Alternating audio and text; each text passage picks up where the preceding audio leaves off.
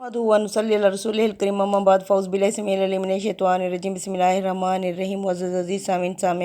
علیکم ورحمۃ اللہ وبرکاتہ۔ آج ہم پڑھیں گے سورہ حج کی آیت نمبر 36 سے، یعنی اس کی تشریح رہتی تھی اور قربانی کے اونٹوں کو ہم نے بنایا اللہ کی نشانیوں میں سے۔ قربانی کے اونٹ یہ اس لیے فرمایا کہ عرب میں یہود بھی تھے اور ایک کمزور روایت کی بنا پر انہوں نے اونٹ کو حرام قرار دے رکھا تھا۔ چنانچہ انہوں نے پروپیگنڈا شروع کر دیا کہ یہ نیا دین حضرت ابراہیم کا دین کس طرح ہو سکتا ہے، اس نے تو ایک ایسے جانور کی قربانی کو خدا کے تقرب کا ذریعہ بنا دیا ہے جو ہمیشہ سے حرام رہا ہے۔ یعنی حضرت یعقوب علیہ السلام کو اونٹ کا گوشت ہضم نہیں ہوتا تھا، ناپسند تھا، جس کی بنا پر انہوں نے کھانا چھوڑ دیا تھا۔ اس لیے یہودیوں میں مشہور ہو گیا کہ اونٹ حرام ہے، جبکہ امت محمدیہ میں اونٹ کیسے حلال ہو سکتا ہے؟ تو اللہ تعالیٰ نے اس کا جواب دیا کہ یہ اللہ کی نشانیوں میں سے ہے اور اس کو اللہ کے نام پہ ذبح کرو، یعنی اس کی قربانی جائز ہے، گوشت حلال ہے۔ اللہ فرماتے ہیں یہ اونٹ کیا ہے، تمہارے لیے اس میں خیر ہے، خیر و برکت ہے، یعنی بڑی برکتیں اور فوائد ہیں۔ یہ اس امر کی طرف اشارہ ہے کہ اونٹ کی قربانی خاص طور پر اہل عرب کو کیوں کرنی چاہیے۔ استاذ امام امین احسن اصلاحی نے وضاحت فرمایا، وہ لکھتے ہیں اونٹ عرب کے محبوب ترین جانوروں میں سے ہے۔ یہ ان کے صحرا کا سفینہ اور ان کے تمام سفر و حضر کا رفیق اور ان کی تمام تجارتی سرگرمیوں کا وہ ذریعہ تھا، اور وہ اس کے دودھ، گوشت، کھال، ہر چیز سے بیش از بیش فائدہ اٹھاتے تھے۔ قرآن نے اس کی انہی منفعتوں، انہی فائدوں اور برکتوں کے سبب سے اہل عرب کو اللہ تعالیٰ کی بخشی ہوئی اس نعمت کی طرف بار بار توجہ دلائی ہے۔ ظاہر ہے کہ جو چیز با اعتبار دنیا اہل عرب کے لیے اتنی نفع بخش اور بابرکت ہو، اگر وہ اس کو اپنے رب کی خوشنودی کے لیے قربان کریں تو یہ ان کے لیے خدا کے تقرب کا بہت بڑا ذریعہ ہو سکتی ہے۔ تدبر قرآن۔ اللہ فرماتے ہیں ان اونٹوں کو صفوں پر کھڑا کر کے ذبح کرو، یعنی اسی طرح صفوں میں کھڑا کر کے جس طرح خدا کے حضور نماز کے لیے قیام کیا جاتا ہے، پھر ان پر اللہ کا نام لو۔ آگے کا جملہ اس بات کی صریح دلیل ہے کہ جانور پر اللہ کا نام لینا اس کو اللہ کا نام لے کر ذبح کرنے کے لیے قرآن کی خاص تعبیر ہے۔ اس سے یہ حقیقت بالکل واضح ہو جاتی ہے کہ خدا کی شریعت میں جانور کے ذبح کرنے کا کوئی تصور اللہ کے نام لے کر ذبح کرنے کے سوا ہے ہی نہیں۔ یعنی جب یہ پہلو کے بال گر پڑیں، یعنی جب سجدہ ریز ہو جائیں تو پھر خود بھی کھاؤ اور مانگنے والوں کو بھی دو۔ مانگنے والوں پر یہ قناعت پیشہ محتاجوں کی تقدیم بتا رہی ہے کہ غربا کے لیے اللہ تعالیٰ کو یہی رویہ پسند ہے کہ وہ قناعت یعنی صبر سے بیٹھے رہیں۔ اللہ فرماتے ہیں ان جانوروں کو تمہارے لیے مسخر کر دیا ہے، یعنی اس درجہ تابع فرمان بنا دیا ہے کہ ان کو ذبح یا نحر کر کے ان کی قربانی تک خدا کے حضور میں پیش کر دیتے ہو، اتنے یعنی تمہارے تابع ہیں۔ یعنی اللہ کو نہ خون پہنچتا ہے اور نہ ہی گوشت، بلکہ تمہارا تقویٰ پہنچتا ہے۔ یہ قرآن نے ان تمام تصورات کی تردید کر دی ہے جو مشرکین نے قربانی کی عبادت سے متعلق قائم کر رکھے تھے۔ اللہ فرماتے ہیں ان کو ذبح کرو اور ان پر اللہ کی بڑائی بیان کرو۔ قربانی کی حقیقت نظر اور اس کا مقصد اللہ تعالیٰ کی شکر گزاری ہے۔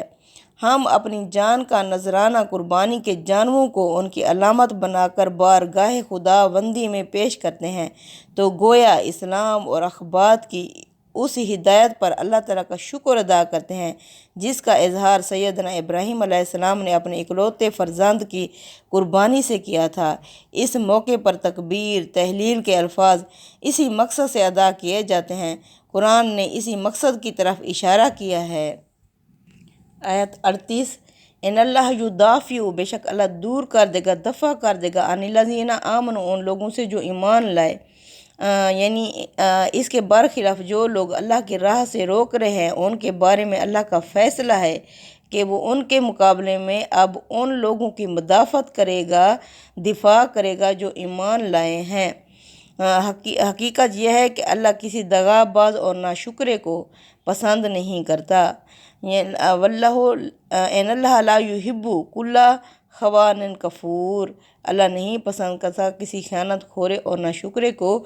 उसीना इजाज़त दे दी गई है लिल्लाज़ीना उन लोगों के लिए युकातलूना जिनसे जंग की जा रही है बेअन्नहुम ज़ुलिमू यानी बदला लेने की उन्हें इजाज़त दे दी गई है बेअन्नहुम ज़ुलिमू क्योंकि उन पर जुल्म हुआ है, वो मज़लूम है। यानी इन्नल्लाह अला नासरिहिम लक़दीर बेशक अल्लाह इनकी मदद करने पर पूरी तरह कादिर है। बेशक नाचा जिनसे जंग की जाए उन्हें जंग की इजाज़त दे दी गई है इसलिए कि उन पर जुल्म हुआ है और अल्लाह यकीनन उनकी मदद करने पर कादिर है।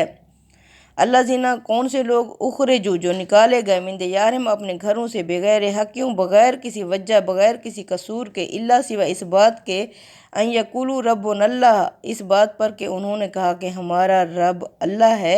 इस बात पर उन्हें घरों से निकाल दिया गया यानी मक्का के मुसलमानों को मक्का से इसलिए निकाल दिया गया बगैर किसी कसूर के सिर्फ ये कहने से कि हमारा रब अल्लाह है। वलौला दफ़उल्लाह हिन्नासा और अगर अल्लाह दफ़ा ना करता लोगों को ना हटाता बाज़ुहुम बाज़न एक दूसरे के ज़रिए से बाज़िल्ली हुद्दिमत सवामियु व बियाउं व सलवातुं व मस्जिदुं युज़करु फ़ीहा स्मुल्लाहि कसीरा वल यंसुरन्नल्लाहु मन यंसुरुहु यानी अल्लाह फरमाते हैं अगर अल्लाह एक दूसरे से ना हटाता दफ़ा ना करता तो खानकाहें और गिरजे और कनीसे और मस्जिदें जिसमें कसरत से अल्लाह का नाम लिया जाता है सब ढाए जा चुके होते। अल्लाह ज़रूर उन लोगों की मदद करेगा जो उसकी मदद के लिए उठेंगे। वल यंसुरुन्नल्लाहु मन यंसुरुहु अल्लाह ज़रूर उन लोगों की मदद करेगा जो उसकी मदद के लिए उठेंगे। इन्नल्लाह कवियुन अज़ीज़ बेशक अल्लाह ज़बरदस्त क़ुव्वत वाला है। अल्लाह फरमा रहे हैं कि अल्लाह ज़रूर मदाफ़त करेगा, दिफ़ा करेगा उनकी जो ईमान लाए हैं। इन आयतों के मज़मून से वाज़ेह है कि हिजरत के फ़ौरन बाद ये मदीना में नाजिल हुई हैं। चुनाचा फरमाया कि अब जज़ा व सज़ा का मरहला शुरू हो गया है जिसमें मुसलमान अगर कोई इक़दाम करेंगे तो अल्लाह यकीनन उनकी मदद करेगा। आयत 41 तक इसी मज़मून की वजाहत है।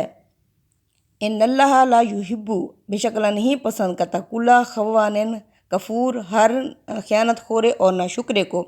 ये कुरैश की तरफ इशारा है जो अपने अबा इब्राहीम और इस्माईल अलैहिस्सलाम से क्या किया हुआ अहद भुला चुके थे और बैतुल्लाह के नाम पर हकूक़ तो हासिल करते थे लेकिन जिस खुदा ने यह हैसियत उनको दी थी उसकी शुक्रगुजारी का हक़ अदा करने के लिए तैयार नहीं थे। ये कुरैश उन पर जुल्म व सितम क्यों करते थे इल्ला अन यक़ूलू रब्बुनल्लाह इसलिए कि उन्होंने कहा कि हमारा रब अल्लाह है। ये कुरान की पहली आयत हैं जिनमें मुहाजिरीन सहाबा को यानी जो मक्का से हिजरत करके गए थे उन्हें इस बात की इजाज़त दी गई है कि अगर वो चाहें तो जारहियत के जवाब में जंग का इक़दाम कर सकते हैं। कुरान ने बताया है कि ये वो लोग थे जिन्हें बिल्कुल बेकसूर महज इस जुर्म पर उनके घरों से निकलने के लिए मजबूर कर दिया गया कि वो अल्लाह ही को अपना रब करार देते थे। कुरैश के शद्दायद व मज़ालिम की पूरी फ़र्द करारदाद जुर्म अगर गौर कीजिए तो इस एक जुमले में सिमट आई है। इसकी वजह यह है कि कोई शख्स अपने वतन और घर बार को उस वक्त तक छोड़ने के लिए आमादा नहीं होता जब तक कि उसके लिए वतन की सरजमीन बिल्कुल तंग ना कर दी जाए।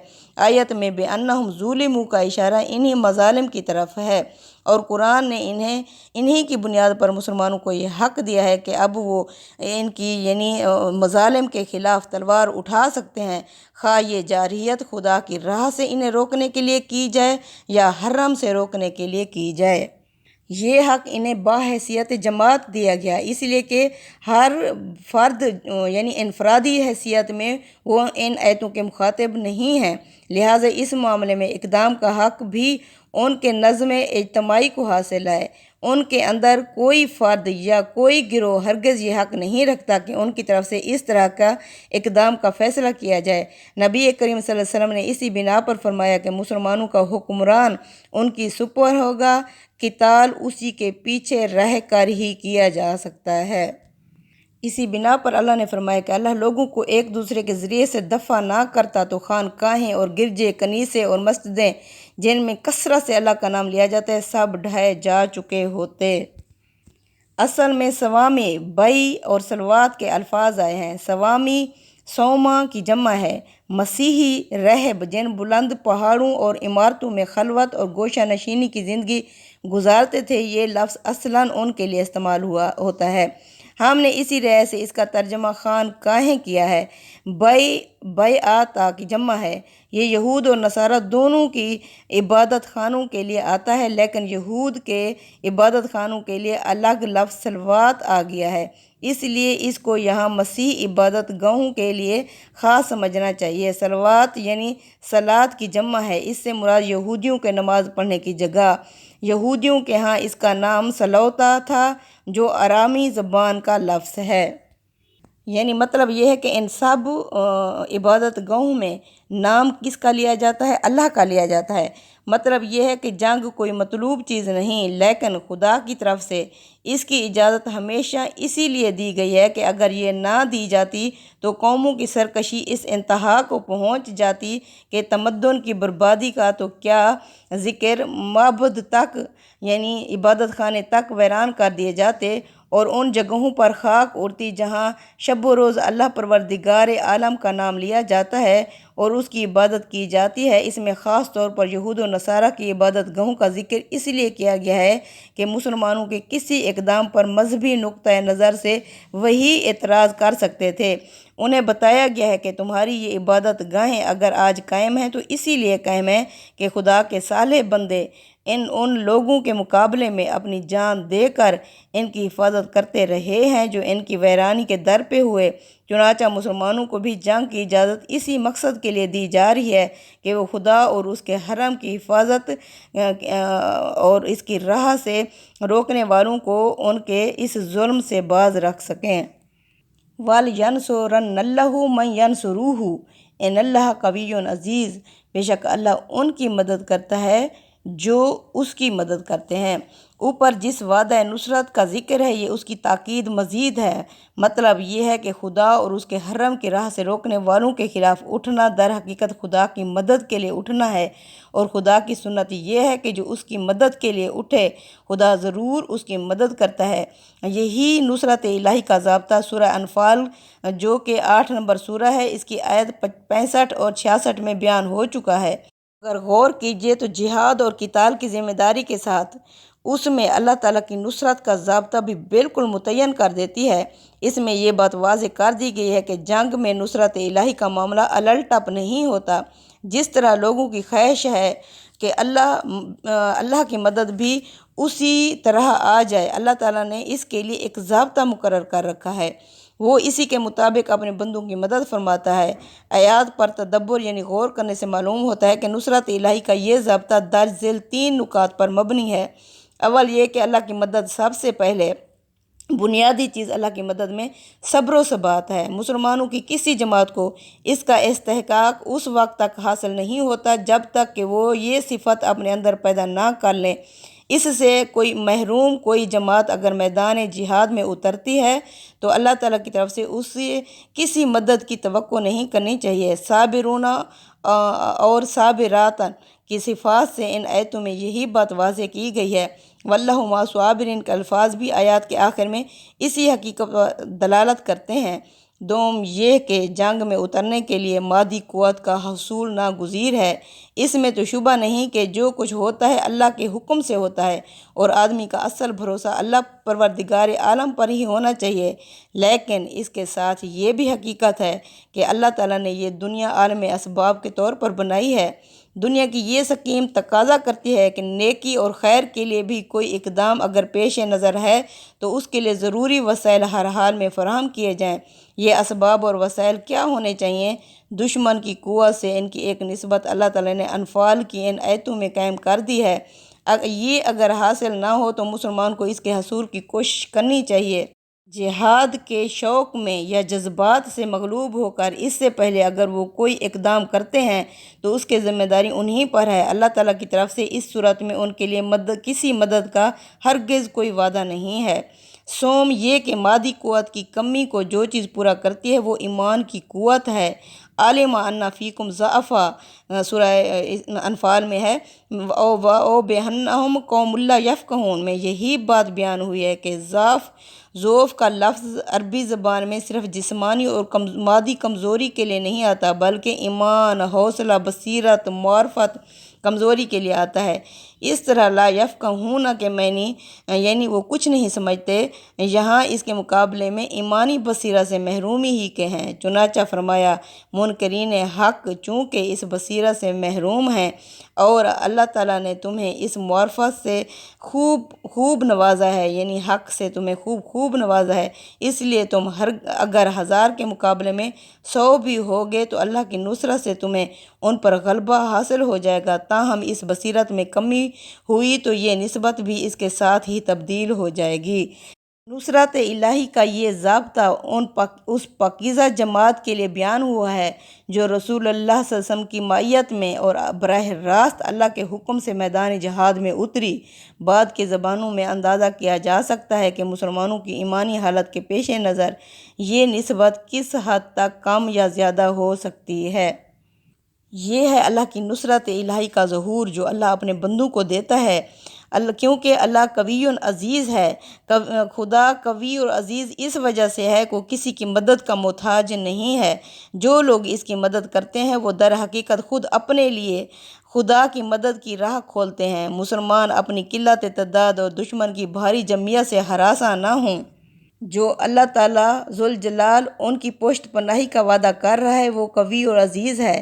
کفار مسلمانوں کی موجودہ حالت کو دیکھ کر اس غلط فہمی میں نہ رہیں کہ یہ چند چنے بھلا کیا بھاڑ پھوڑیں گے، یہی قطرے اب طوفان بنیں گے، اس لیے کہ ان کو خدا کی نصرت اور حمایت حاصل ہے اور خدا قوی اور عزیز ہے۔ تدبر قرآن فرماتے ہیں الذین ان مکناہم فی الارض، وہی کہ جن کو اگر ہم زمین میں اقتدار دیں، اقاموا الصلاۃ تو وہ نماز کا اہتمام کریں گے، وآتوا الزکوٰۃ اور زکوٰۃ ادا کریں گے، وامروا بالمعروف اور بھلائی کا حکم دیں گے، ونہوا عن المنکر اور برائی سے روکیں گے، وللہ عاقبۃ الامور اور تمام کاموں کا انجام یا واپسی اللہ ہی کی طرف ہے، اللہ ہی کے اختیار میں ہے۔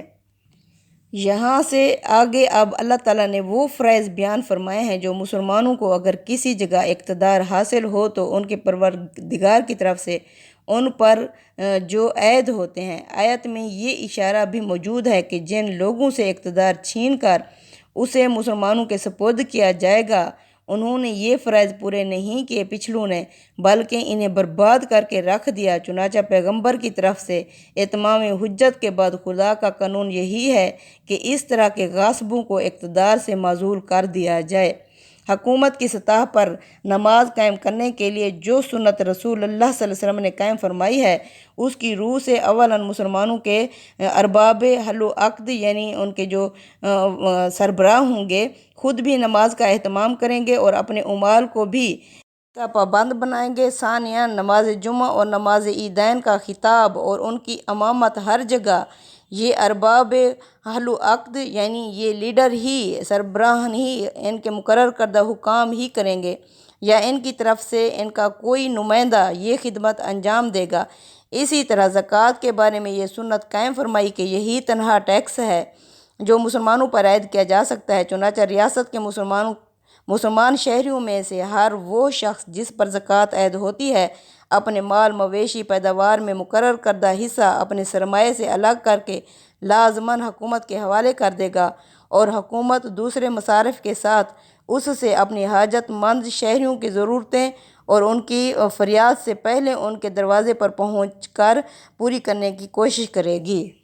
یعنی کہ یہ بھلائی کی تلقین کریں گے اور برائی سے روکیں گے۔ بھلائی کے لیے اصل میں معروف اور برائی کے لیے منکر کا لفظ استعمال ہوا ہے، یعنی وہ چیزیں جنہیں پوری انسانیت بھلائی یا برائی کی حیثیت سے جانتی ہے۔ یہ ذمہ داری ظاہر ہے کہ بعض معاملات میں تبلیغ اور تلقین کے ذریعے سے اور بعض معاملات میں قانون کی طاقت سے پوری کی جائے گی۔